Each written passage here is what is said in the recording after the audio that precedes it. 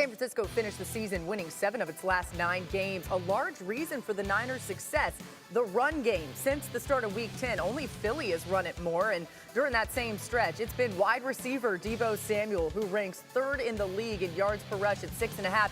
Be interesting to see what Dallas's defense can do to slow him down, and the Niners enter the run game, the entire run game, of course, too. And Key, you think about this Niners run game. What impact do you expect them to have on this game against the Cowboys? A significant impact. So when you think about running the football against anybody, and you are the San Francisco 49ers, and they have a heavy pass rush type defense, when you think about Gregory and Lawrence and Michael Parsons, what you want to do is you want to deceive them. You want to send fly motions across, fly sweeps across, so the eyes all of a sudden follows those guys, even though they're not getting the football. Then eventually you put the ball in the belly of them. Then the next time around, you take the ball out the belly, you throw the quick slants to Ayuk and those sort of things. Deebo Samuel on swing routes. That's how you deceive the defense, because the Dallas Cowboys defensive front, they want to pin their ears back, and all they think about is sacks.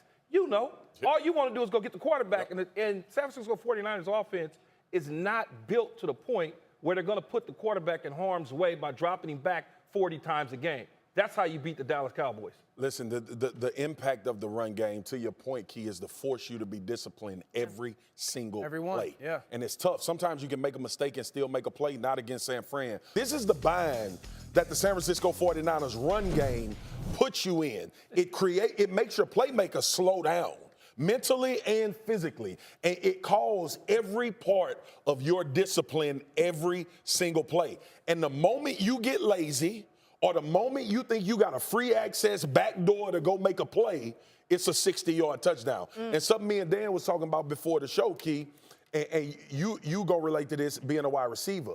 They look at explosive plays as run. No doubt. Yes, absolutely. That is their preference, is to have a 50-yard run as opposed to Jimmy G pushing the ball downfield 50 yards. San Francisco 49ers offense had the 2nd most explosive plays in all of football this year, run and passes. You know what defense has given up the most in the playoffs? The Dallas Cowboys. Yep. This is a strength versus a weakness thing. I think Kyle Shanahan's strength as a play caller is who's your best player, who's your worst player. I'm going to find your best player, and I'm going to make sure I get him as far away from the football as I can. Micah Parsons, you guys talked about the motions, the multiple motions pre-snap. He's going to motion him out. I think there's going to be plays where Kyle actually doesn't block Micah Parsons and puts him in a read type of situation with some of their zone reading RPOs. So that's their best player. Who's your worst player? I think Kyle Shanahan is going to cut on the tape and say, we can get after Anthony Brown in our pass game. How many different ways can I get our guy, maybe not our best player, but the guy that I think can win on a consistent basis, matched up against number 30, and how many different ways can I get him the football, right? And so that's what Kyle is going to do.